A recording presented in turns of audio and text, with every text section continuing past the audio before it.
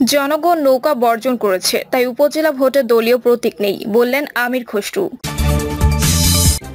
এদিকে দেশের প্রতিটি গুমের পেছনে আওয়ামী লীগ সরকার দায়ী, বললেন রিজভী। জানাবো নির্বাচন বর্জন, লাভের চেয়ে ক্ষতি হচ্ছে বেশি বিএনপির। আরো জানাবো মধুপুরে আওয়ামী লীগের দুপক্ষের সংঘর্ষে আহত 10। চুয়াডাঙ্গায় মৌসুমের সর্বোচ্চ তাপমাত্রা 40.7 ডিগ্রি সেলসিয়াস, জনজীবন বিপর্যস্ত। শুনছিলেন সংবাদ শিরোনাম, এবারে বিস্তারিত। জনগণ নৌকা বর্জন করেছে, তাই উপজেলা ভোটে দলীয় প্রতীক নেই, বললেন আমির খসরু।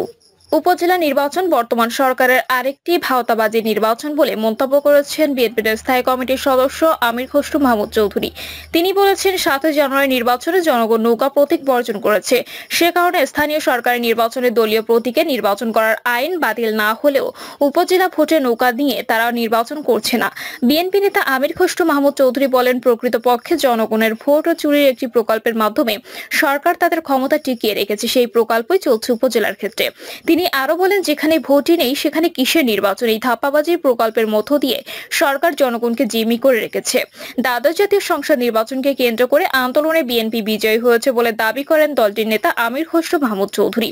তিনি বলেন, সরকার ক্ষমতা দখল করলেও রাজনৈতিকভাবে পরাজিত হয়েছে। তারা বিদ্যুৎ, গ্যাস, ব্যাংকের আমানত লুটকারী সিন্ডিকেট করে বাজার নিয়ন্ত্রণকারীদের নিয়ে ক্ষমতা দখল করে আছে, আর জনগণের কাছ থেকে সেই টাকা আদায় করছে। আমির খসরু মাহমুদ চৌধুরী উল্লেখ করেন, মুক্তিযুদ্ধের চেতনার আলোকে 31 দফায় যে আন্দোলন চলছে, চূড়ান্ত বিজয় অর্জিত না হওয়া পর্যন্ত তা অব্যাহত থাকবে। জেএসডি সভাপতি আশরাফ আব্দুর রব বলেন, যারা অন্যায় প্রতিবাদ করে তাদের জন্য বাংলাদেশে বসবাস করা কঠিন হয়ে পড়েছে। এমন কোনো দিন যায় না যেদিন খুন, জুলুম, অন্যায় হচ্ছে না। তিনি আরো বলেন, একসময় মগের মুলুক বলে অত্যাচার, অনাচারের অবস্থান বর্ণনা দেওয়া হতো। মগেরা তাদের দেশের নাম বললে মিয়ানমার রেখেছে, আর আমাদের দেশের অবস্থা তাদের চেয়েও খারাপ। নাগরিক ঐক্য সভাপতি মাহমুদুর রহমান মান্না বলেন, রাষ্ট্র এক ব্যক্তির ইচ্ছা পূরণের হাতিয়ার হয়ে গেছে। তারা যে মিথ্যার বীজ লাগিয়েছিল তা এখন বিরাট গাছে পরিণত হয়েছে। মানুষকে তারা কথা বলতে দেবে না, অনলাইন পোর্টালগুলো তারা বন্ধ করে দেবে। মানুষের মর্যাদা, মানবিক মূল্যবোধ বলে আর কিছু নেই। গণসংহতি আন্দোলনের প্রধান সমন্বয়কারী জোনায়েদ সাকি বলেন, একদল লোক মনে করে উন্নয়ন হচ্ছে, তাই গণতন্ত্রের প্রয়োজন নেই। তারা একদলীয় কর্তৃত্ব পরায়ণ শাসনের বৈধতার জন্য সাংস্কৃতিক বয়ান তৈরি করছে, কিন্তু মনে রাখতে হবে, কোনো একদলীয় শাসন প্রতিষ্ঠার জন্য মুক্তিযুদ্ধ হয়নি। অংশীদারিত্বের ভিত্তিতে গণতন্ত্র প্রতিষ্ঠার জন্যই মুক্তিযুদ্ধ হয়েছিল। সেই লক্ষ্য অর্জনের জন্য 31 দফার ভিত্তিতে বিরোধী দলের আন্দোলন চলমান থাকবে। দেশের প্রতিটি গুমের পেছনে আওয়ামী লীগ সরকার দায়ী, বললেন রিজভী। বিএনপির জ্যেষ্ঠ যুগ্ম মহাসচিব রুহুল কবির রিজভী বলেছেন, প্রতিটি গুমের পেছনে আওয়ামী লীগ সরকার দায়ী। বিভিন্ন সময় তাদের মুখ থেকে একথা বেরিয়ে আসছে, তাদের কেউ কেউ স্বীকারও করেছে। গুম ও বিচার বহির্ভূত হত্যা মানবতার সবচেয়ে ভয়াবহতম অপরাধ। তিনি বলেন, আমি বিএনপির পক্ষ থেকে সরকারের কাছে জোর দাবি জানাচ্ছি, ইলিয়াস আলী সহ সরকারের গুমের শিকার নেতাকর্মী সহ সবাইকে অক্ষত অবস্থায় যার যার পরিবারের কাছে ফিরিয়ে দিন, অন্যথায় একদিন প্রতিটি গুম খুনের দায়ে বিচারের জন্য তৈরি হন। রিজভী বলেন, ইলিয়াস আলীর গুমের 12 বছর পূর্ণ হলো। গুমের ঘটনার পর তাকে খুঁজে বের করার আশ্বাস ছিল লোক দেখানো, কারণ ওই সময় বিএনপির 5 দিনের হরতাল ছিল, আর বিএনপির সে হরতাল ও আন্দোলন বন্ধ করার জন্যই ছিল মিথ্যা আশ্বাস। বিএনপি এর মুখপাত্র বলেন, সমাজে মানুষের মধ্যে ভয়, আতঙ্ক ও নিরাপত্তাহীনতার বোধ সৃষ্টির জন্যই গুমকে কৌশল হিসেবে ব্যবহার করছে আওয়ামী শাসক গোষ্ঠী।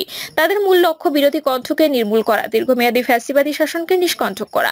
এ সরকারের গোটা আমলে অপহরণ, গুম, খুন, ক্রসফায়ার আর বন্দুক যুদ্ধের নামে বিচার বহির্ভূত হত্যা জ্যামিতিক হারে বেড়েছে। তিনি বলেন, এ সরকারের আমলে বাংলাদেশকে আন্তর্জাতিক অঙ্গনে মানবাধিকার লঙ্ঘনের দেশ, গুম খুনের দেশ হিসেবে পরিচিত করিয়ে দেওয়া হয়েছে। মহাদুর্নীতি, রাষ্ট্র সম্পদের হরিলুট, জনগণের টাকা আত্মসাৎ করে ক্ষমতা ঘনিষ্ঠ লোকজনদের আঙুল ফুলে কলাগাছ বানানোর সুযোগ দেওয়া হয়েছে।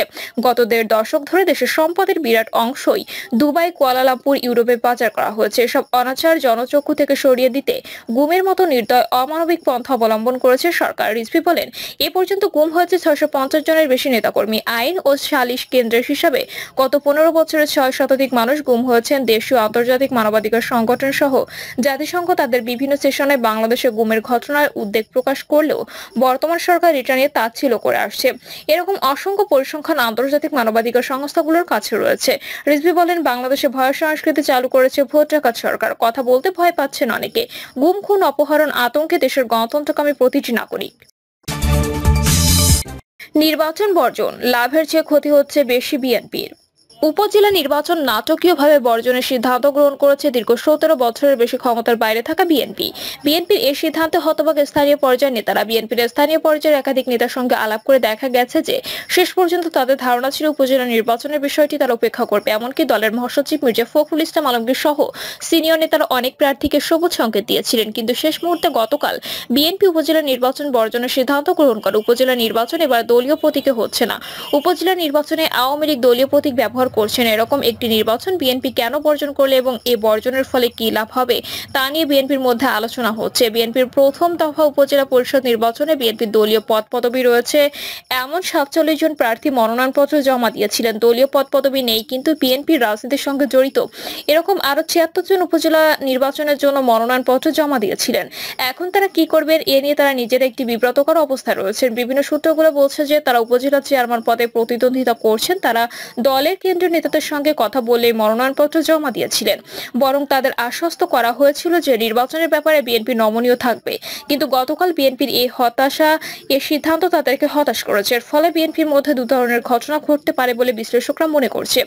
অনেকে যারা স্থানীয় পর্যায়ে পদ পদবি গ্রহণ করে আছেন তারা নির্বাচন থেকে সরে দাঁড়াতে পারেন, কারণ যদি নির্বাচন তারা অংশগ্রহণ করেন তাহলে তাদেরকে বহিষ্কার করা হবে। এর আগে দলীয় সিদ্ধান্ত অমান্য করে সিটি কর্পোরেশন সহ স্থানীয় নির্বাচনে অংশগ্রহণ করায় 2 শতাধিক বিএনপি নেতাকে বহিষ্কার করা হয়। এখন আবার নতুন করে বিএনপি যদি তাদেরকে বহিষ্কার শুরু করে তাহলে তাদের রাজনৈতিক ক্যারিয়ার ক্ষতিগ্রস্ত হবে। এই কারণে অনেকে প্রত্যাহার করতে পারেন। কমিটিতে যাদের পদ পদবি নেই তাদেরকে নির্বাচন থেকে সরিয়ে রাখা কঠিন হবে বলে অনেকে মনে করছেন। সুনামগঞ্জের শাল্লা উপজেলার চেয়ারম্যান পদে বিএনপি সভাপতি নরেন্দ্র চন্দ্র সরকার প্রার্থী হয়েছেন। তিনি মির্জা ফখরুল ইসলাম আলমগীরের সঙ্গে কথা বলেই প্রার্থী হয়েছেন। এখন মির্জা ফখরুল ইসলাম আলমগীর তার ফোন ধরছেন না বলে তিনি জানিয়েছেন। বিএনপির একাধিক সূত্র বলছে মূলত দলের ভারপ্রাপ্ত চেয়ারম্যান তারেক রহমান শেষ মুহূর্তে নির্বাচন থেকে সরে যাওয়ার সিদ্ধান্ত নিয়েছেন এবং এই সরে যাওয়ার সিদ্ধান্তটি দলের স্থায়ী কমিটির বৈঠকে আলোচিত হয়নি বলে একাধিক সূত্র নিশ্চিত করেছে। সংশ্লিষ্ট সূত্রগুলো বলছে যে উপজেলা নির্বাচন করা নিয়ে একটি উচ্চ পর্যায়ে আলোচনা হওয়ার কথা ছিল, কিন্তু সেই আলোচনাটি শেষ পর্যন্ত হয়নি এবং এই আলোচনা না হওয়ার কারণে এখন দলটি নতুন করে সংকটের মধ্যে পড়তে যাচ্ছে বলে মনে করা হচ্ছে। মধুপুরে আওয়ামী লীগের দুপক্ষের সংঘর্ষে আহত 10। টাঙ্গাইলের মধুপুর উপজেলা নির্বাচনকে কেন্দ্র করে আওয়ামী লীগের দুই পক্ষের সংঘর্ষে অন্তত 10 জন আহত হয়েছেন। এ সময় বেশ কয়েকটি ব্যবসা প্রতিষ্ঠান, বাসাবাড়ি ও মোটরসাইকেল ভাঙচুর করা হয়। স্থানীয়রা জানান জাতীয় সংসদ নির্বাচনকে কেন্দ্র করে সাবেক মন্ত্রী বর্তমান উপজেলার চেয়ারম্যান সমর্থকদের মধ্যে বিরোধ চলছে। এর জেরে কয়েক দফা সংঘর্ষ, হামলা মামলার ঘটনা ঘটেছে আগে। এরই ধারাবাহিকতায় আসন্ন উপজেলা নির্বাচনকে কেন্দ্র করে উভয় পক্ষের মুখোমুখি অবস্থার প্রকাশ্য রূপ নিয়েছে। দুপক্ষের শক্ত অবস্থানে যে কোনো সময় হামলা পাল্টা হামলা থেকে বড় ধরনের রক্তক্ষয়ী সংঘর্ষ ঘটার শঙ্কা রয়েছে। মধুপুর উপজেলা চেয়ারম্যান ও উপজেলা আওয়ামী লীগের সাধারণ সম্পাদক সারোয়ার আলম খান আবুল বলেন, সাবেক মন্ত্রী ডক্টর আব্দুল রাজ্জাকের লোকজন আমাদের শান্তিপূর্ণ প্রচারণায় আতর্কিত হামলা চালিয়ে 6 জনকে আহত করে। পরে আবার সমর্থকরা সংগঠিত হয়ে তাদের ধাওয়া দিয়ে ছত্রভঙ্গ করে দেয়। এরপর তারা পুলিশ পাহারা এসে আমাদের নির্বাচনী অফিস, বাসাবাড়ি ও ব্যবসা প্রতিষ্ঠানে ভাঙচুর চালায়। আমার আহত সমর্থকরা এখন ঘাটাইলের একটি হাসপাতালে চিকিৎসা নিচ্ছে। মধুপুর থানার ভারপ্রাপ্ত কর্মকর্তা মোল্লা আজিজুর রহমান জানান, উপজেলা চেয়ারম্যান, উপজেলা আওয়ামী লীগের সাধারণ সম্পাদক আবুল হোসেন আবু ও মধুপুর পৌরসভার মেয়র সিদ্দিক হোসেন গ্রুপের মধ্যে ধাওয়া পাল্টা ধাওয়া হয়েছে। খবর পেয়ে পুলিশ গিয়ে 4 রাউন্ড টিয়ার শেল ছুড়ে পরিস্থিতি নিয়ন্ত্রণে আনে। চুয়াডাঙ্গায় মৌসুমের সর্বোচ্চ তাপমাত্রা 40.7 ডিগ্রি সেলসিয়াস, জনজীবন বিপর্যস্ত। দেশের দক্ষিণ পশ্চিমাঞ্চলের সীমান্তবর্তী জেলা চুয়াডাঙ্গার উপর দিয়ে গত কয়েকদিন মাঝারি থেকে তীব্র তাপপ্রবাহ বয়ে যাচ্ছে। বিকেল 3টায় চুয়াডাঙ্গা 40.7 ডিগ্রি সেলসিয়াস তাপমাত্রা রেকর্ড করা হয়েছে, যা দেশের সর্বোচ্চ তাপমাত্রা। গতকাল চুয়াডাঙ্গা 40.6 ডিগ্রি সেলসিয়াস তাপমাত্রা রেকর্ড করা হয়েছিল। গতকাল সেখানে সারা দেশের মধ্যে সবচেয়ে বেশি তাপমাত্রা ছিল। চুয়াডাঙ্গার প্রথম শ্রেণীর আবহাওয়া পর্যবেক্ষণাগারের সিনিয়র আবহাওয়া পর্যবেক্ষক রাকিবুল হাসান বলেন, আজ বিকেল 3টায় চুয়াডাঙ্গা 40.7 ডিগ্রি সেলসিয়াস তাপমাত্রা রেকর্ড করা হয়েছে, যা চলতি মৌসুমে চুয়াডাঙ্গার সর্বোচ্চ তাপমাত্রা। এর টানা 2 দিন চুয়াডাঙ্গায় দেশের সর্বোচ্চ তাপমাত্রা রেকর্ড করা হলো। চলমান তাপপ্রবাহ আরো বিস্তার লাভ করতে পারে। এদিকে টানা তাপপ্রবাহে অতিষ্ঠ হয়ে উঠেছে চুয়াডাঙ্গার জনজীবন। রোদের তাপের কারণে হাঁসফাঁস অবস্থা। অতি প্রয়োজন ছাড়া লোকজন তেমন বাইরে বের হচ্ছে না। দিনমজুররা দুপুরের আগে কাজ শেষ করে বাড়ি ফিরছেন বলে অধিকাংশের সঙ্গে কথা বলে জানা গেছে। তবে চুয়াডাঙ্গা সদর হাসপাতালে বহির্বিভাগ ও ওয়ার্ডে গরমজনিত রোগীর চাপ নেই। অন্যান্য সময়ের মতো স্বাভাবিক আছে বলে জানিয়েছেন তত্ত্বাবধায়ক ডক্টর মোহা আতাউর রহমান। চলমান দাবদাহের সকল শ্রেণীর মানুষকে সতর্ক করে পরামর্শ দিয়ে চুয়াডাঙ্গা সদর উপজেলা স্বাস্থ্য ও পরিবার পরিকল্পনা কর্মকর্তা ডক্টর আউলিয়া রহমান বলেন, তাপপ্রবাহের কারণে হিট স্ট্রোকের ঝুঁকি থাকে। অতি প্রয়োজন ছাড়া বাইরে বের না হতেও পরামর্শ দেওয়া হচ্ছে। এছাড়া বেশি বেশি পানি ও ফলমূল খেতে বলা হচ্ছে। প্রিয় দর্শক, এই ছিল এখনকার সর্বশেষ সংবাদ। আপডেট সব সংবাদ পেতে চ্যানেলটি সাবস্ক্রাইব করে বেল আইকনটি ক্লিক করে রাখুন।